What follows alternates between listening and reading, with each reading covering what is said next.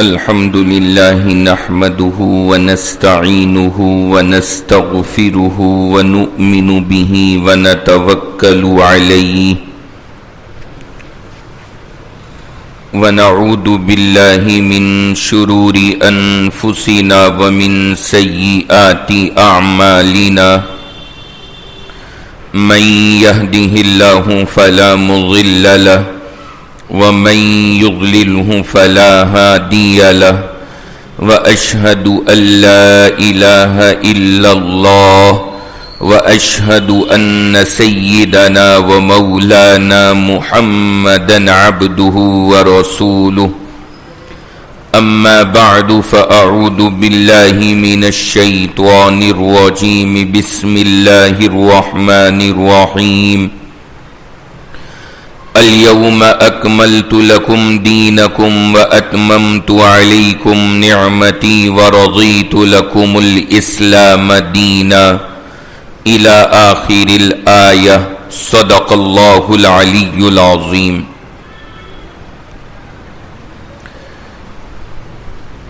اس وقت الحمدللہ سیرت پاک کے درس کا جو یہ سلسلہ ہمارا جاری ہے،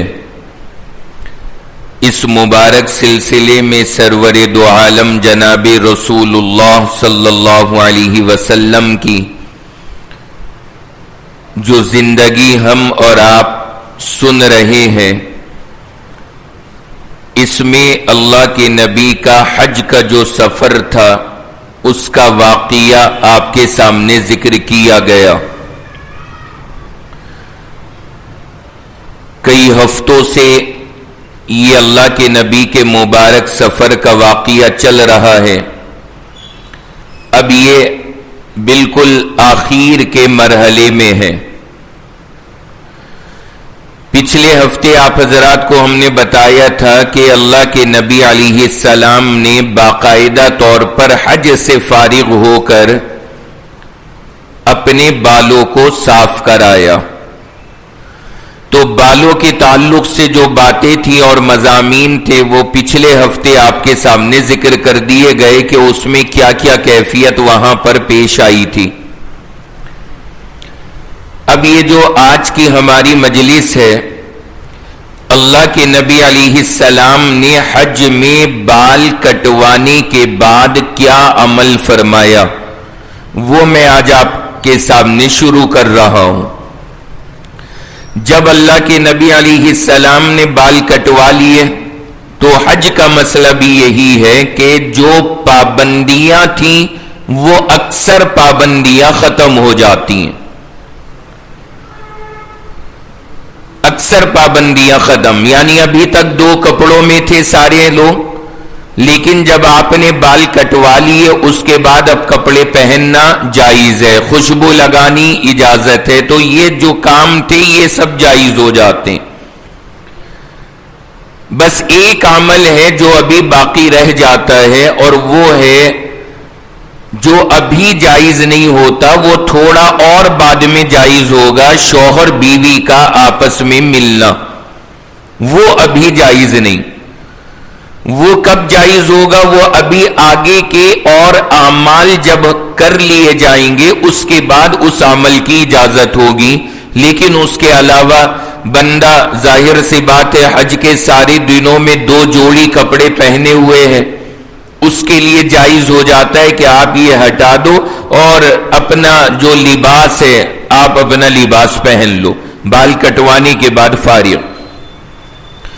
تو اللہ کے نبی علیہ السلام نے بال وغیرہ کٹوا کر کے پھر باقاعدہ کپڑے پہنے اور آپ نے خوشبو وغیرہ کا استعمال کیا، اور اب اچھی طرح سے آپ تیار ہو گئے. بال بھی صاف ہو چکے ہیں، کپڑے بدل لیے، نہا دھو لیے، خوشبو لگا لی، اب بالکل عام حالت میں آ گئے.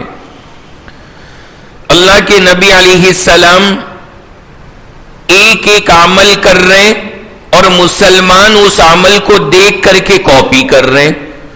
ہر عمل حضور جیسے کر رہے ہیں اللہ کے نبی ویسے اس عمل کو انجام دیتے ہیں، اور صحابہ اس کو دیکھ کر کے نقل کرتے ہیں، کیونکہ صحابہ کے سامنے تو پہلی مرتبہ حج کا موقع تھا، اور اور مسلمانوں کے سامنے پہلی مرتبہ حج کی باقاعدہ تعلیم آئی تھی تو صحابہ کرام نے بس اللہ کے نبی کو دیکھا اور دیکھ کر کے اس کو نقل کرتے رہے اور ان حضرات کا حج ادا ہو گیا.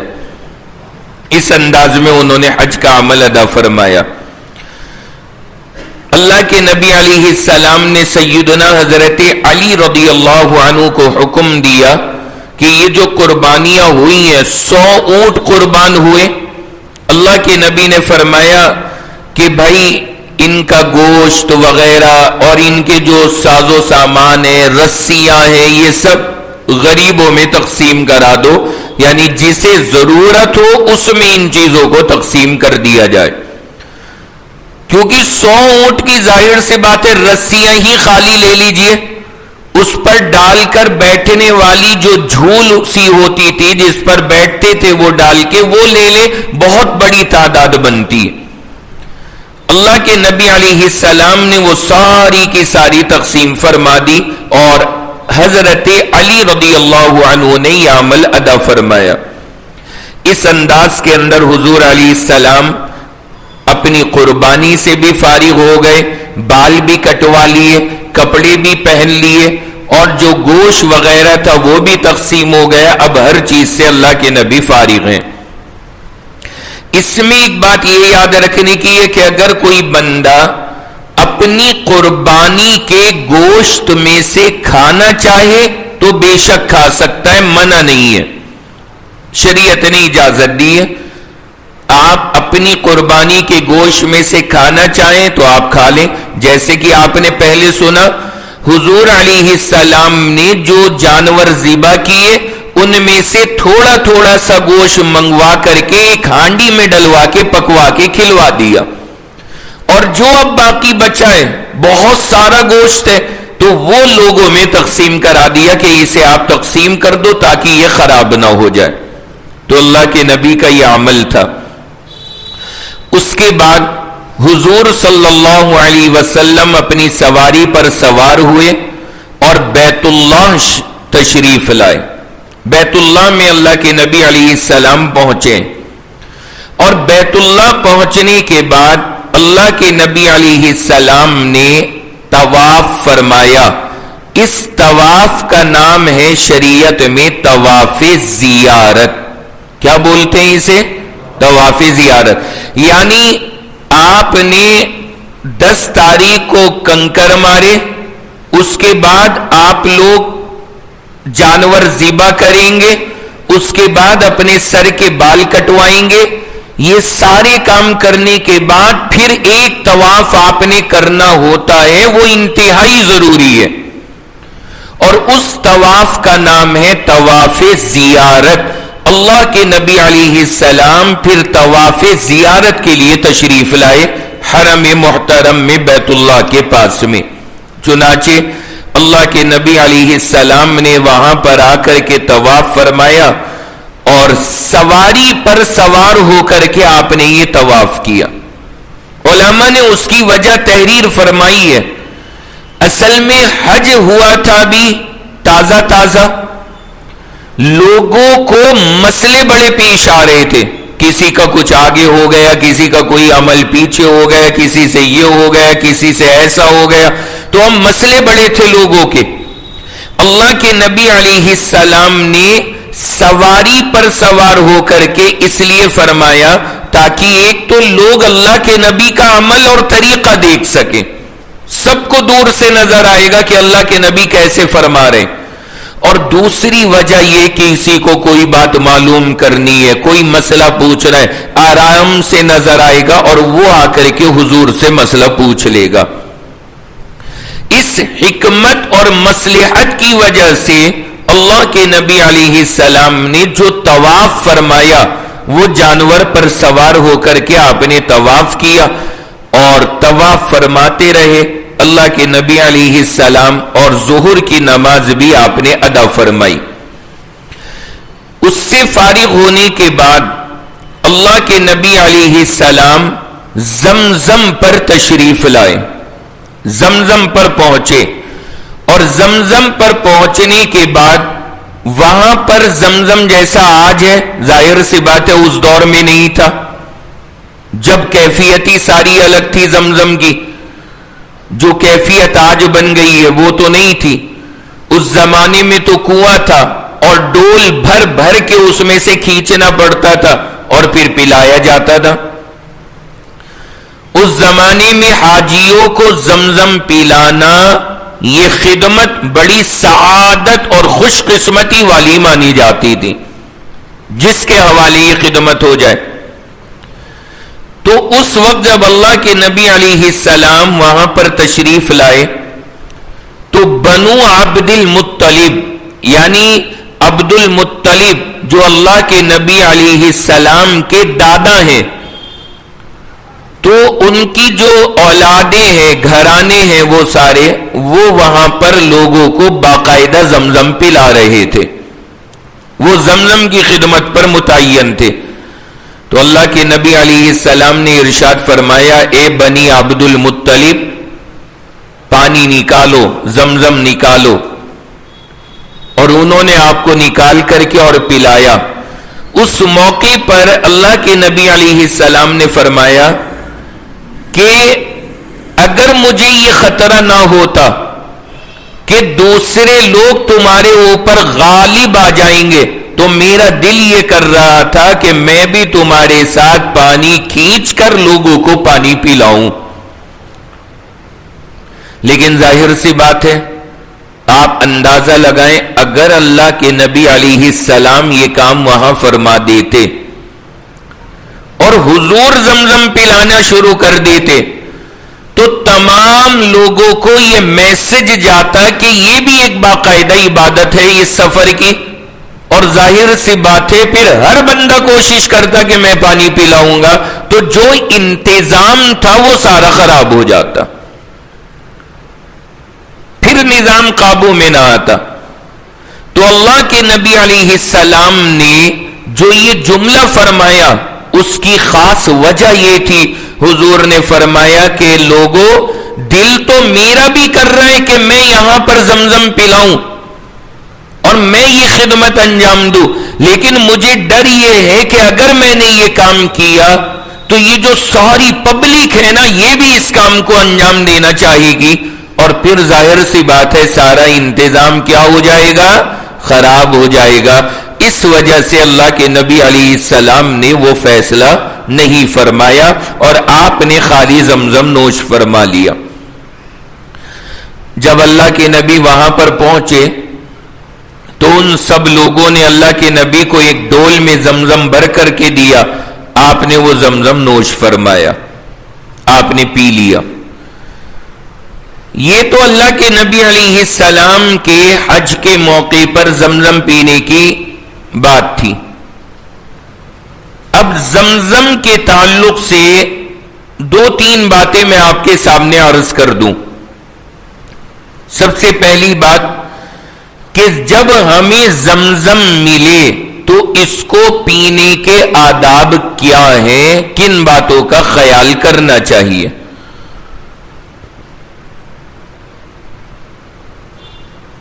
ایک شخص ہے محمد ابن عبد الرحمن ابن ابی بکر، ان کے بارے میں آتا ہے، کہتے ہیں کہ میں عبداللہ ابن عباس کے پاس بیٹھا ہوا تھا۔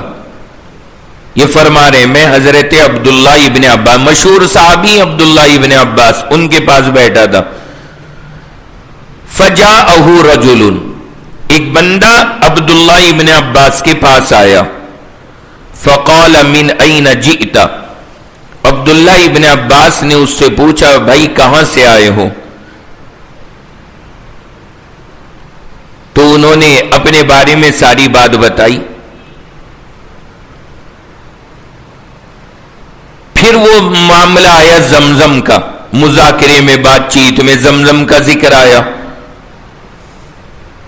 تو جب زمزم کا ذکر آیا تو حضرت عبداللہ ابن عباس نے اس آنے والے کو زمزم کے آداب بتائے کہ زمزم کے آداب کیا ہیں۔ یہ حدیث مبارکہ سنن ابن ماجہ میں موجود ہے، حضرت عبداللہ ابن عباس نے اس کو کیا آداب بتائے وہ آپ بھی سنیے. فرمایا اذا شربت منها فاستقبل القبلہ، جب آپ زمزم پیے تو سب سے پہلا ادب یہ ہے کہ قبلے کی جانب اپنا رخ کر لیں.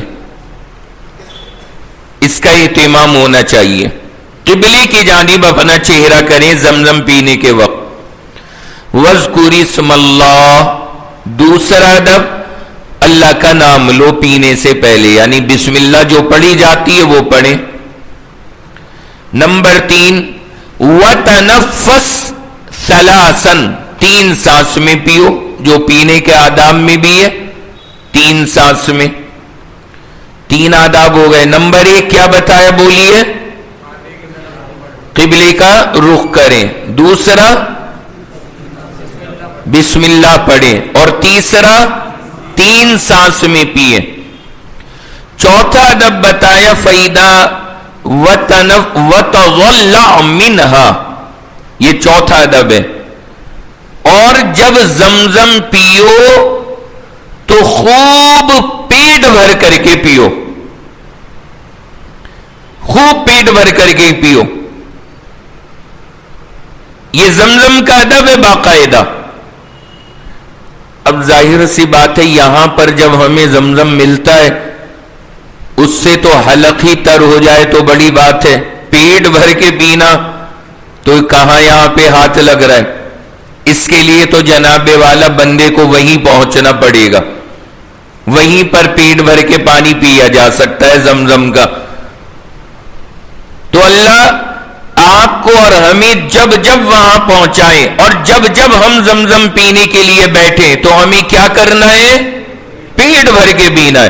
ہمارے سہارنپوری زبان میں چھک کر کے پینا ہے، سہارنپوری زبان میں.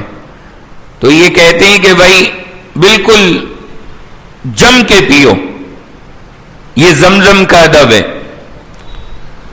اسی لیے میرا اپنا معمول یہ تھا، حرمین محترمین میں مکہ میں اور مدینہ میں ہم یہ کرتے ہیں کہ جب زمزم پینے میں بیٹھتا ہوں تو کم از کم 3 گلاس زمزم مستقل. اور اللہ نے اس پانی کی تاثیر ایسی رکھی ہے، یہاں 3 گلاس آپ پی لیں تو بعض مرتبہ حالتیں خستہ ہو جائیں، لیکن وہاں پر آپ زمزم کو 3 گلاس بھی پی لیں محسوس بھی نہیں ہوتا. اللہ نے اس پانی میں اثر ایسا رکھا ہے.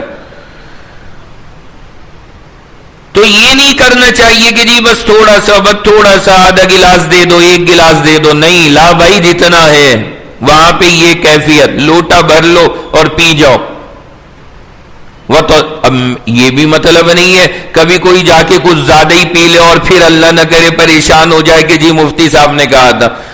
مطلب جتنا آسانی سے بغیر بوجھ کے ہم اس کو اپنے اندر لے سکے زمزم کو پینا چاہیے. وَتَغَلَّعْ مِنْهَا، یہ حدیث کے الفاظ ہیں عبداللہ ابن عباس کے، سنن ابن ماجہ میں. آسودہ ہو کر کے، سیر ہو کر کے پینا زمزم کو، یہ باقاعدہ ادب ہے. 4 ہو گئے. اور نمبر 5 پانچواں ہے فَإِذَا فَرَغْتَ فَحْمَدِ اللَّهِ، جب فارغ ہو جاؤ تو اللہ کا شکر ادا کرو، الحمدللہ کہو، یا وہ دعا جو باقاعدہ پانی کے بعد میں پڑھی جاتی ہے اگر وہ یاد ہو تو وہ پڑھے، ورنہ تو کم از کم پینے کے بعد، پیٹ بھرنے کے بعد پھر کہیے الحمدللہ.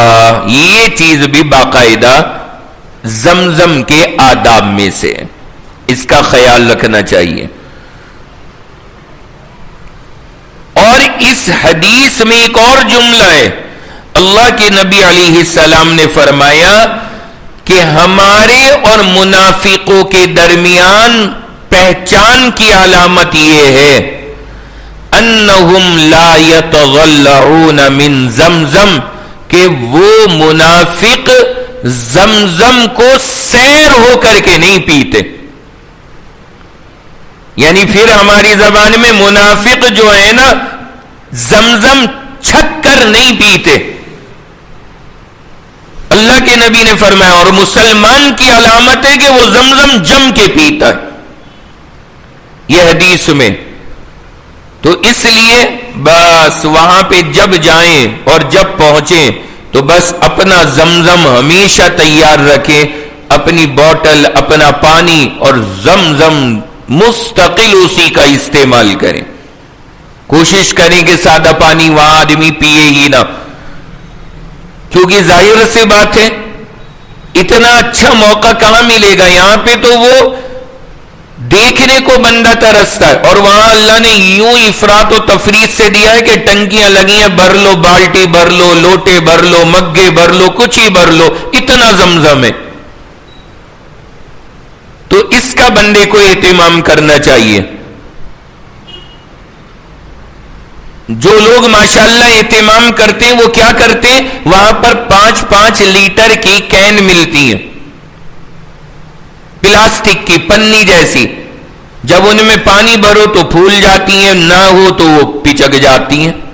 تو لوگ وہ رکھتے ہیں اپنے پاس زمزم کا اہتمام کرنے والے. اور جب حرم میں جاتے ہیں وہاں سے جب آتے ہیں تو وہ لیٹر والی کین 5 لیٹر بھر کے لاتے ہیں. ہوٹل پر بھی مستقل اسی زمزم کا استعمال کرتے ہیں. یہ ہے قدردانی زمزم کی، کرنا چاہیے. خوب پیے آدمی، خوب پیے. حضرت عبداللہ ابن عباس کے بارے میں آتا ہے کہ زمزم پیتے وقت وہ یہ دعا پڑھتے تھے، اللہم انی اسألک علما نافعا ورزقا طیبا اور وشفاء من کل داء.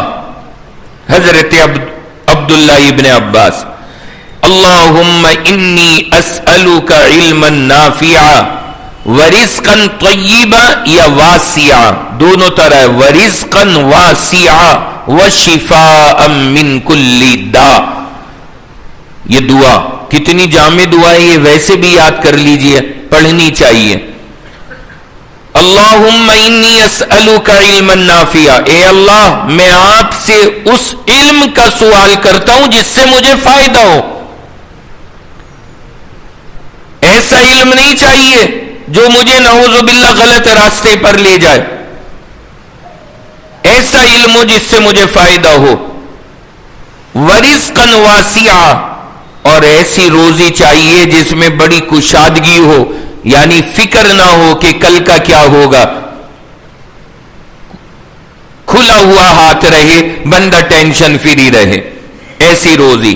وشفاء من کل داء، اور تیسری دعا، اور ہر بیماری سے یا اللہ شفا چاہیے، کیونکہ یہ سب سے زیادہ ضروری چیز ہے. ایمان کے بعد صحت اس دنیا کی سب سے بڑی نعمت ہے. سب سے بڑی نعمت تو ایمان، اور اس کے بعد صحت کی نعمت، اس سے بڑی کوئی نعمت نہیں ہے. تو عبداللہ ابن عباس یہ دعا کرتے تھے، ہمیں بھی دعا کرنی چاہیے اس کو پیتے وقت میں. یہ آداب ہیں زمزم کے جو آپ نے سنے. آپ میں سے کچھ حضرات سوچ رہے ہوں گے وہ سب سے مین والا ادب تو رہی گیا جو ہم لوگ سب جانتے ہیں، کیا کہ کھڑے ہو کر کے پینا. یہ تو آئے ہی نہیں. تو اس کے بارے میں ایک بات یاد رکھنا کہ زمزم کو کھڑے ہو کر کے ہی پینا یہ کوئی ضروری نہیں ہے. زمزم کے اندر آپ چاہے بیٹھے بیٹھے پی لیں یا کھڑے کھڑے پی لیں، دونوں طرح سے صحیح ہے. سادہ جو پانی ہے اس کے بارے میں کہا جاتا ہے کہ اسے بیٹھ کر کے پیو، کھڑے ہو کر کے غلط ہے. لیکن زمزم میں یہ کھڑے ہو کر کے غلط ہونے والی جو بات ہے یہ ختم ہو گئی ہے. یعنی بیٹھ کر کے بھی پینا صحیح ہے اور کھڑے ہو کر کے پینا بھی صحیح ہے. کوئی حرج کی بات نہیں ہے، جیسا موقع ہو ویسا کر لیں. اسی لیے ہمارا مزاج کیا ہے، میں یہ کرتا ہوں اگر کھڑے ہوئے ہیں ہم اور زمزم بھرا تو کھڑے کھڑے پی لیا، اور بیٹھے اور زمزم بھرا تو بیٹھے بیٹھے پی لیا، یعنی پھر ضرورت نہیں ہے دوسری کیفیت میں جانے کی جب ہر طرح سے اجازت ہے۔ تو یہ زمزم کا مسئلہ ہے۔ وہ طریقہ کرنا ضروری نہیں ہے کہ جیسے ہمارے یہاں بہت سے لوگ کرتے کہ بیٹھے ہوئے ہیں، زمزم ہاتھ میں آیا، بیٹھے بٹھائے کھڑے ہوں گے پھر زمزم پئیں گے۔ اس سے زیادہ ضروری ہے کہ آپ اپنا رخ قبلے کی جانب کریں، وہ زیادہ اچھی بات ہے۔ بھائی میرے سمجھ گئے سب؟ تو یہ چیز بھی ہمیں اور آپ کو یاد رکھنی چاہیے۔ اسی طرح زمزم سے اگر کوئی بندہ وضو یا غسل کرنی چاہے تو شریعت نے اس کے بارے میں کیا کہا ہے؟ شریعت یہ کہتی ہے برکت حاصل کرنے کے لیے زمزم سے وضو یا غسل کرنا بھی جائز ہے، منع شریعت میں نہیں ہے۔ البتہ اس کا خیال رکھیں کہ ناپاکی کو پاک کرنے کے لیے زمزم یوز نہ کریں۔ پتہ لگا بندہ وہاں ناپاک ہو گیا اور پاک ہونا ہے، غسل کرنا ہے، تو اب وہ زمزم سے گندگی کو صاف کر رہا ہے، اس میں یوز کر رہا ہے۔ یہ طریقہ نہ کریں، یہ بہتر نہیں ہے۔ سب سے اچھا طریقہ زمزم یوز کرنے کا کیا ہے؟ وضو یا غسل کے لیے آپ زمزم لائیں وہاں پر، یہاں تو دیکھیں وضو یا غسل کو بھول جائیں کہ زمزم سے ہم وضو یا غسل کریں، یہاں تو مسئلہ ہی بڑا مشکل ہے۔ وہاں کے حساب سے میں عرض کر رہا ہوں، آپ وہاں پر بھر کر اپنے کمرے لے آئیے زمزم، اور لانے کے بعد میں جب آپ پاک ہو، ناپاکی والا غسل نہ کریں، جب آپ پاک ہو تو غسل خانے میں جا کے کپڑے اتار کر زمزم کو لے کر بجائے اس کے کہ مگھے بھر بھر کے بدن پہ بہائیں، زمزم کو ہاتھ میں لے کر اپنے پورے بدن پہ اچھی طرح سے مل لیں اور رگڑ لیں۔ تھوڑا تھوڑا سا پانی ڈال بھی لیں، لیکن اتنا نہیں کہ پتہ لگا نالیوں میں بہہ رہا ہے، وہ ذرا بہتر سا نہیں لگتا، اچھا نہیں لگتا، اس سے تھوڑی احتیاط کریں۔ تو اپنے بدن پہ بڑھیا کر کے لگا وگا کر کے پھر سادے پانی سے بندہ غسل کر لے اور اپنا پورا عمل اس سے انجام دے لے، تو اس سے زمزم کی برکات ہمارے بدن کو بھی مل جائیں گی اور وہاں ایسی کوئی بے ادبی کا مسئلہ بھی نہیں ہوگا۔ تو یہ آسان طریقہ ہے زمزم کے بارے میں۔ بہرحال اللہ کے نبی علیہ السلام نے حج کے ان اعمال سے فارغ ہونے کے بعد، طواف زیارت کرنے کے بعد پھر باقاعدہ زمزم کو پیا، اور زمزم کے یہ ضروری آداب ہیں جو میں نے آپ کے سامنے عرض کیے۔ اس کے بعد اللہ کے نبی علیہ السلام مینا واپس آ گئے، مینا آ گئے، یعنی ابھی تو بنیادی کام تو حج کے ہو گئے، لیکن ابھی 11 تاریخ 12 تاریخ ابھی تو مینا میں رہنا ہے، ابھی مینا کے کام باقی ہیں۔ تو آپ نے طواف زیارت کیا اور اس کے بعد اللہ کے نبی مینا میں تشریف لے آئے اور مینا کے اندر آپ نے قیام فرمایا۔ تقریباً 1 لاکھ یا اس سے زیادہ لوگوں نے آپ کو گھیر رکھا ہے۔ حضور اپنی اونٹنی پر سوار ہیں، حضرت بلال کے ہاتھ میں اونٹنی کی لگام ہے، حضرت اسامہ ابن زید پیچھے سے آپ کے اوپر سایہ کیے ہوئے ہیں اور دھوپ سے بچانے کے لیے سایہ کر رکھا ہے۔ اس انداز میں اللہ کے نبی علیہ السلام یہاں پہ تشریف لائے۔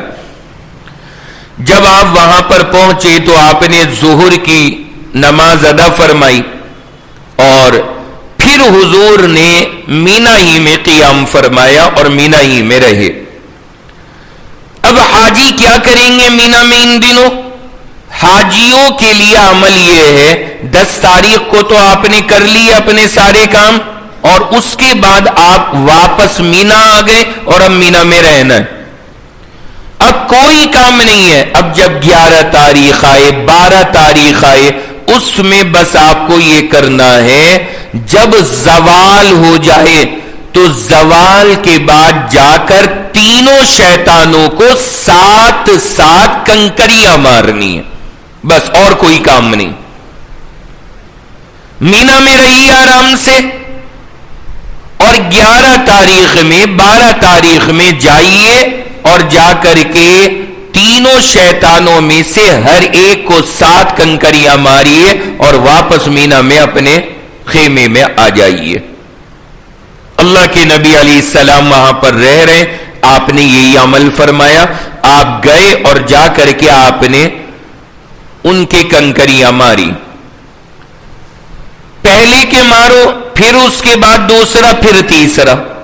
اس میں ایک طریقہ یاد رکھنا کہ اللہ کے نبی علیہ السلام نے پہلے اور دوسرے کو کنکری مارنے کے بعد قبلے کی جانب رخ کر کے باقاعدہ دعائیں مانگی ہیں. اس کا اہتمام ہونا چاہیے، لوگ دھیان نہیں کرتے. جب آپ کنکری مارنے جائیں، پہلے کے مار دی، اس کے بعد دوسرے کے مارنے سے پہلے قبلے کی جانب رخ کر کے دعائیں کیجئے. تھوڑی سی دعا کیجئے، پھر دعا سے فارغ ہو کر کے پھر دوسرے کے کنکری ماریے، اور دوسرے کے مارنے کے بعد پھر اللہ سے دعائیں کیجئے.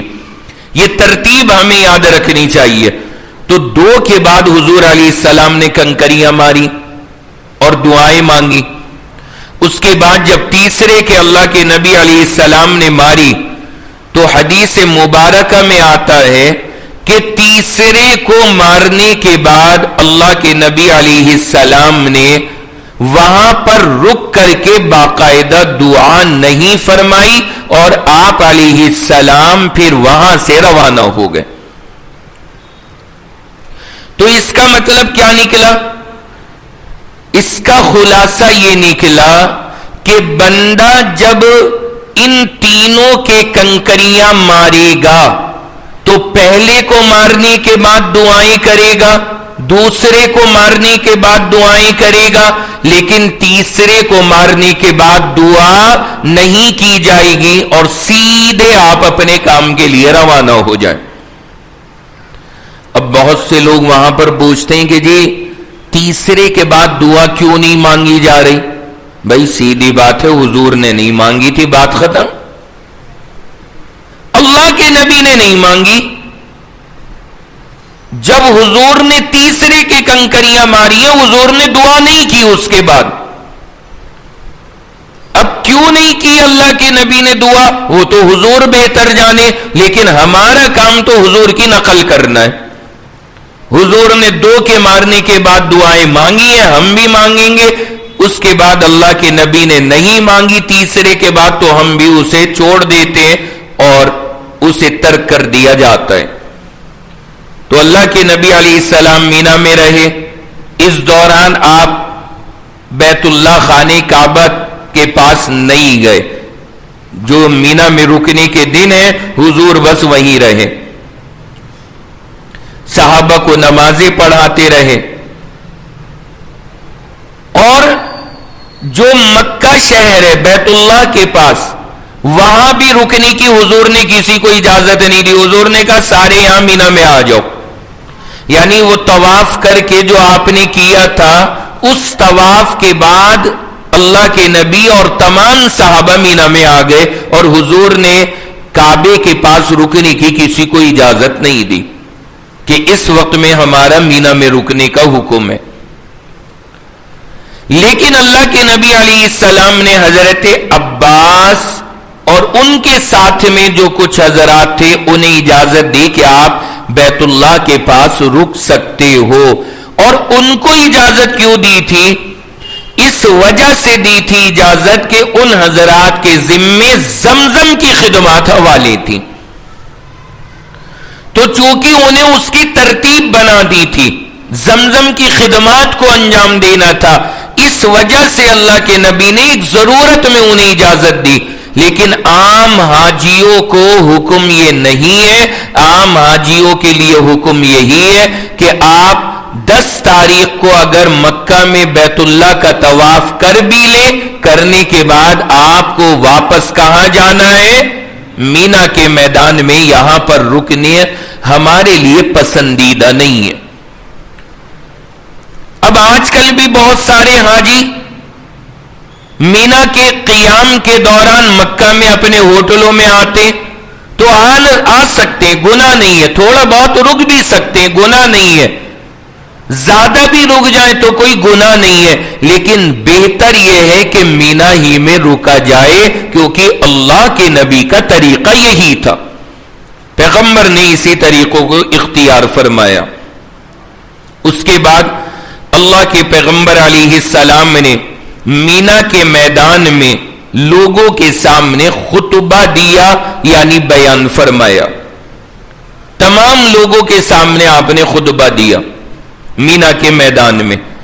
یہاں پر ایک بات یہ یاد رکھیے گا، حضور علیہ السلام کے کئی سارے بیانات ہو گئے ہیں اس سفر میں۔ ایک بیان تو اللہ کے نبی نے عرفات میں کیا تھا، جو بڑا ڈیٹیل میں بیان تھا عرفات کا۔ ایک بیان اللہ کے نبی کا پہلے مینا میں ہو چکا ہے، وہ میں نے آپ کو سنایا ہے، مینا کے میدان میں حضور کا ایک بیان، اور ایک بیان اللہ کے نبی علیہ السلام نے اب اس موقع پر مینا کے میدان میں دیا۔ یہ تیسرا خطبہ ہے حضور کا حج کے سفر کے دوران۔ تیسری مرتبہ اللہ کے نبی علیہ السلام نے یہ عمل ادا فرمایا اور صحابہ کرام کے سامنے اللہ کے نبی نے خطبہ دیا، لیکن اس میں جو خطبے کے اندر باتیں، وہ اکثر باتیں وہی تھیں اللہ کے نبی علیہ السلام کی جو آپ نے پہلے کے بیانات میں بیان فرمائی تھی۔ مثال کے طور پر عرفات میں یا مینا میں جو آپ نے پہلا بیان کیا تھا، جو باتیں حضور نے ان بیانوں میں کہی تھی انہی باتوں کو یہاں پر دہرایا، کچھ نئی باتیں بھی ارشاد فرمائی، لیکن اکثر باتیں وہی تھیں جو آپ پہلے لوگوں کو بتا چکے تھے۔ گویا کہ حضور کا مقصد یہ تھا کہ ان لوگوں کو بار بار نصیحت کرو، بار بار بتاؤ، تاکہ لوگوں کے ذہن میں بھی بات بیٹھ جائے اور یاد رہے، اور دوسروں کو بتانا صحابہ کے لیے آسان ہو جائے، اس لیے آپ نے بار بار دہرایا۔ اب جو یہاں مینا میں خطبہ ہوا ہے، یہاں بھی وہی الفاظ ہیں۔ حضور نے فرمایا، اے لوگوں سنو، کسی عربی کو کسی عجمی پر کوئی فضیلت نہیں ہے، عرب کا ہو یا دنیا میں کسی ملک کا، اللہ کے یہاں اس بنیاد پر کوئی کسی سے افضل نہیں ہے۔ اللہ کے یہاں فضیلت کا معیار صرف تقوی ہے، جس میں تقوی زیادہ ہوگا وہ اللہ کے نزدیک اتنا زیادہ پیارا ہوگا، وہ چاہے عرب کا رہنے والا ہو یا دنیا کے کسی کونے کا رہنے والا ہو۔ اور اسی طرح کا مضمون حضور نے پہلے بھی سنایا صحابہ کرام کو حج کے سفر میں، اور اسی انداز کا خطبہ اللہ کے نبی نے یہاں پر بھی دیا، اور آگے بھی اللہ کے پیغمبر نے یہاں پر صحابہ کو اور نصیحتیں فرمائی ہیں۔ تو یہ ہے حضور علیہ السلام کے یہ 10، 11، 12 تاریخ کے جو اعمال ہیں، اللہ کے نبی علیہ السلام نے حج کے اعمال اس انداز میں یہاں پر ادا فرمائے۔ اور اب تقریباً ساری چیزیں نمٹ گئیں، بس اب اللہ کے نبی علیہ السلام ایک طواف کریں گے جسے بولا جاتا ہے الوداعی طواف، اور اس کے بعد حضور علیہ السلام کی اب یہاں سے سفر حج سے واپسی کا مرحلہ ہوگا۔ یہ جو آخری قسط ہے اس کی، یہ انشاءاللہ ہمارے یہاں اگلے درس میں آئے گی، اس میں اخیر حصہ حضور کے سفر کا آپ کو سنا دوں گا کہ سفر حج میں آخر میں اللہ کے نبی علیہ السلام نے کیا عمل فرمایا، اور اس کے بعد حضور کی واپسی مکۃ المکرمہ سے مدینہ کی جانب کب اور کیسے ہوئی، اس کی تفصیل انشاءاللہ آئندہ ہفتے۔ یہاں تک کہ مضامین آپ کے سامنے ذکر ہو گئے۔ آج کے سبق کے اندر آپ نے یہ ساری باتیں سن لی۔ حضور نے بال کٹوانے کے بعد احرام کھول دیا، کپڑے پہن لیے، طواف زیارت ادا کیا، اس کے بعد زمزم پیا، زمزم کے آداب، زمزم کے مسئلے وہ سب آپ کے سامنے آ گئے، اور پھر حضور مینا میں آ گئے۔ مینا میں آ کر آپ نے شیطانوں کو کنکریاں ماری اور کیسے کیسے فرمایا، کہاں دعائیں کی، کہاں نہیں کی، یہ سب تفصیلات آپ کے سامنے عرض کر دی ہیں۔ اللہ رب العزت سے دعا فرمائے اللہ خود مجھ کو، آپ سب حضرات کو حضور کی سیرت سے سچی اور پکی محبت نصیب فرمائے، اور ہم سب کو اللہ جلد از جلد بار بار ان ارکان کی ادائیگی کے لیے اس مبارک جگہ پر حاضری کی سعادت عطا فرمائے۔ وآخر دعوانا ان الحمد للہ رب العالمین۔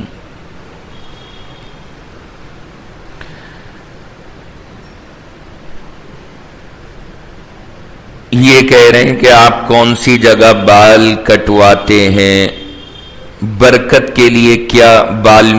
دیکھو یہ چیز تو اللہ کے نبی علیہ السلام کے ساتھ خاص ہے، یہ حضوری پر اچھی لگتی ہے۔ اب اگر ہم آج کے دور میں یہ سارے کام کرنے لگیں تو ظاہر سی بات ہے اس میں وہ مزیداری نہیں ہے۔ اللہ کے نبی کے بال ہیں، حضور کی چیزیں، بندہ انہیں رکھے برکت بنا کے سمجھ میں آتا ہے۔ ہم لوگ گو کا کیا کردار ہے؟ میں تو کہا کرتا ہوں ہم سے برکت نہیں حرکت والے اعمال پوچھو، برکت نہیں، برکت تو ہوگی آپ کے اعمال سے، ہم سے تو یہ پوچھو حرکت میں کیسے آنا ہے، یعنی کیا کیا اعمال انجام دینے، کیا کیا کام کرنے، کن کن عبادتوں کو کس کس طرح سے کرنا ہے، یہ ہمارے لیے پسندیدہ چیزیں، اس کا اہتمام ہونا چاہیے۔ نماز کے لیے کوئی سخت وعید بتا دیجئے، نماز میں غفلت ہو تو سخت وعید کیا ہے؟ سب سے بڑی یہی ہے، آپ یہ سوچیں کہ اللہ کے نبی نے فرمایا جس نے جان کے نماز کو چھوڑا وہ کافر ہو گیا، اس سے بڑی اور کیا وعید ہوگی؟ یعنی جو جان کے نماز کو ترک کر رہا ہے حضور فرماتے ہیں وہ بندہ کافر ہو گیا، تو اس سے بڑی وعید تو میں سمجھتا ہوں کوئی سی نہیں ہو سکتی۔ ڈرنا چاہیے، گھبرانا چاہیے اور اسی بات کو سوچنا چاہیے۔ حرام کھانا بڑا گناہ ہے یا کسی کا حق کھانا؟ کسی کا حق کھانا بھی حرام ہی ہے، یہ دونوں الگ الگ نہیں ہے۔ حرام کی ویرائٹیز ہیں، چوری کا مال حرام، کسی کا مال کھانا حرام، کسی کا حق دبانا حرام، یہ سب حرام ہی ہے، تو حرام کے اندر سب آتے ہیں۔ آپ نے بتایا تھا کہ 10 محرم میں گھر میں اچھے کھانے سے پورے سال برکت رہتی ہے، لیکن 10 محرم کو دعوت تھی، تو کیا اس کی برکت سے ہمارے پورے سال دعوت آئے گی؟ سبحان اللہ۔ یہ کہہ رہے ہیں 10 محرم کو آپ نے بتایا اچھا کھلاؤ پکاؤ گے خرچ کرو گے تو برکت ہوگی پورے سال، کہہ رہے ہیں ہماری دعوت تھی تو کیا پورے سال دعوتیں آئیں گی؟ بھائی اس کا جواب یہ ہے، یاد رکھیے گا کہ خرچ کرنے کی فضیلت ہے، یہاں تو آپ نے خرچ ہی نہیں کیا،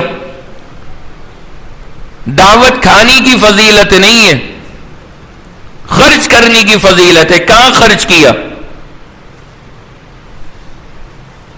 تو ہم تو رہ گئے پیچھے۔ 10 محرم کو 10 لوگوں کی کالیں آئیں کہ مفتی صاحب شام میں روزہ رکھیں گے تو مغرب کے بعد کا کھانا ہم کر رہے ہیں۔ میں نے سب کو منع کیا، میں نے کہا 10 محرم کی دعوت نہیں قبول ہے، اس میں تو اپنے گھر پہ پکانا ہے۔ 10 محرم کی تو ہم دعوت قبول بھی نہیں کرتے، کیونکہ جب بندہ دعوت میں چلا جائے گا تو پکے گا نہیں، جب پکے گا نہیں تو برکت والا آفر ختم ہو جائے گا، تو اس وجہ سے دعوت سے اس دن اور بچنا چاہیے۔ یہ مطلب نہیں ہے کہ اب پورے سال دعوتیں ہوتی رہیں گی۔ کچھ لڑکوں کو سمجھایا کہ محرم کا جلوس دیکھنا گناہ ہے، لیکن وہ کہتے ہیں کہ ہم جلوس نہیں دیکھتے، ہم تو خواتین کو دیکھتے ہیں۔ یہ ہوئی نا بات، یہی تو بات ہے۔ یہ بدماش ہیں جو دیکھتے ہیں نا سارے، یہ سب ایک نمبر کے لچے لفنگے لوگ ہیں جو جلوس دیکھ رہے ہیں۔ کیوں یہ جملہ میں کیوں کہہ رہا ہوں؟ اس کی وجہ، اگر تم دیکھ رہے ہو ان کا جلوس تو اس کا مطلب تم تو کافروں والے اعمال میں شریک ہو. بہت ہی خطرناک معاملہ، ایمانی خطرے میں.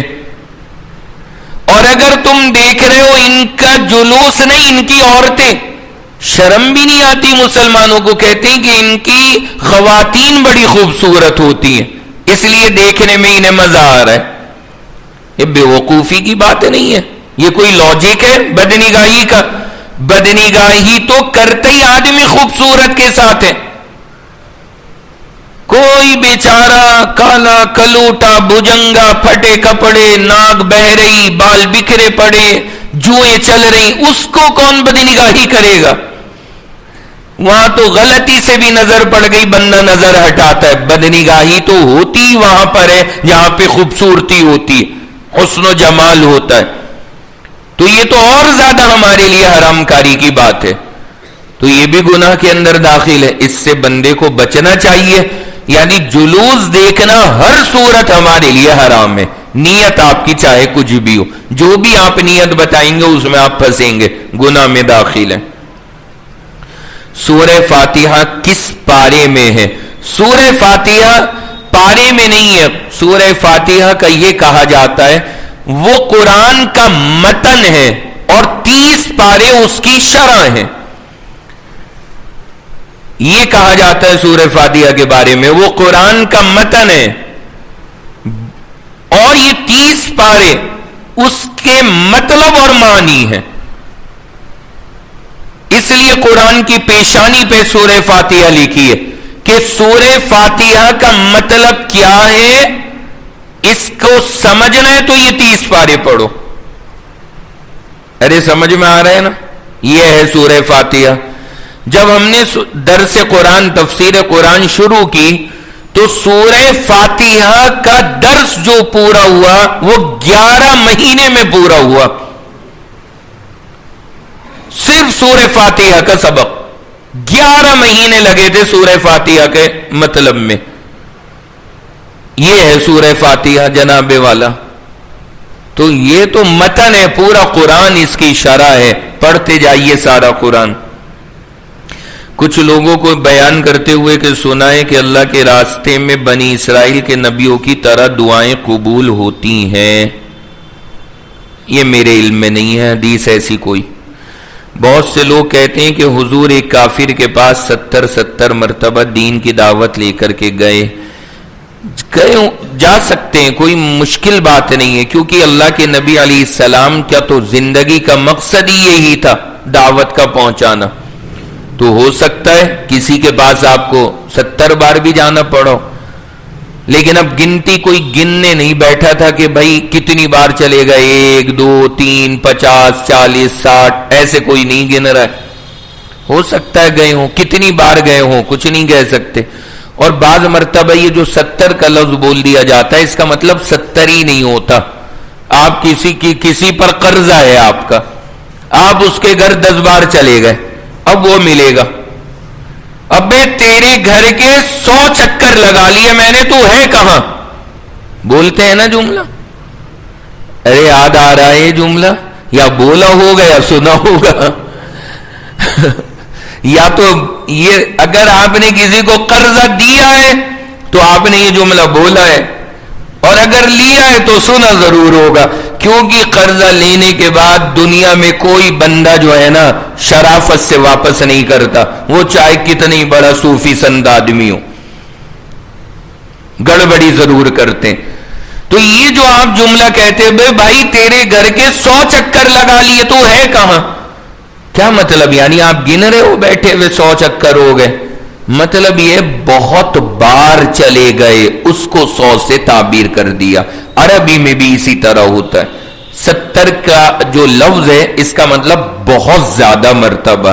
تو ہم اس کا یہ نہ سمجھیے گا کہ کوئی گن ہی رہا تھا کہ اس بندے کے گھر اتنی مرتبہ گئے، مطلب یہ بہت بار گئے تو کہہ دیا کسی نے کہ 70 مرتبہ حضور نے دعوت دی. دعا فرما لیں.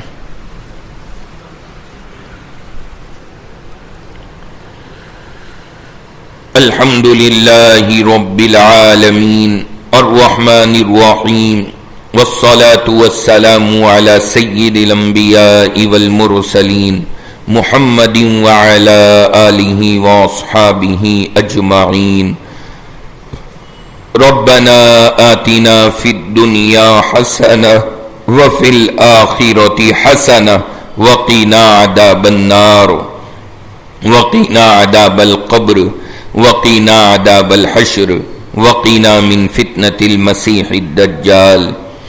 یا اللہ ہم سب کے ساتھ رحم کا، کرم کا، فضل کا معاملہ فرما۔ یا اللہ ہماری خطاؤں کو، لغزشوں کو اپنے فضل و کرم سے معاف فرما۔ یا اللہ ہمیں اپنی محبت والے اعمال کی توفیق عطا فرما، ناراضگی والے اعمال سے ہم سب کی حفاظت فرما۔ یا اللہ جب تک ہم دنیا میں زندہ ہیں اسلام پر رکھنا، اور جب آخری وقت آئے تو ایمان پر موت عطا فرما۔ میرے مولا کریم موسم کے اندر نرمی پیدا فرما۔ یا اللہ اپنے فضل سے رحمت کی بارشیں نصیب فرما۔ اے اللہ اپنے فضل سے رحمت والی بارشیں عطا فرما۔ یا اللہ رحمت والی بارشیں نصیب فرما۔ یا اللہ موسم کی سختی سے ہم سب کی حفاظت فرما۔ اللہ کمزوروں پر، جانوروں پر، انسانوں پر میرے مولا رحم فرما۔ اللہ اپنا خاص فضل شامل حال فرما۔ میرے اللہ دنیا میں جو بھی جہاں بھی آباد ہے سب کی جان مال عزت آبرو کی حفاظت فرما۔ اللہ یا اللہ جو بیمار ہیں انہیں شفا عطا فرما۔ یا اللہ ہم میں یا ہمارے تعلق والوں میں یا دوست احباب میں یا اللہ جو بھی بیمار ہیں اللہ سب کو شفا نصیب فرما۔ یا اللہ جن کے سروں پر قرض ہیں ان کے قرض کی ادائیگی کے اسباب پیدا فرما۔ یا اللہ جو جس لائن سے پریشان ہیں سب کو سکون عطا فرما۔ ہم نے اس مجلس میں جو کچھ مانگا ہے عطا فرما، اور جو ضروری ہو اور ہم مانگ نہ سکے ہوں بغیر مانگے عطا فرما۔ ہماری ان تمام دعاؤں کو ہمارے آقا سرور دو عالم جناب رسول اللہ صلی اللہ علیہ وسلم کے صدقے طفیل میں قبول فرما۔ وصلی اللہ تعالی علی خیر خلقہ محمد وعلی آلہ واصحابہ اجمعین برحمتک یا ارحم الراحمین آمین یا رب العالمین۔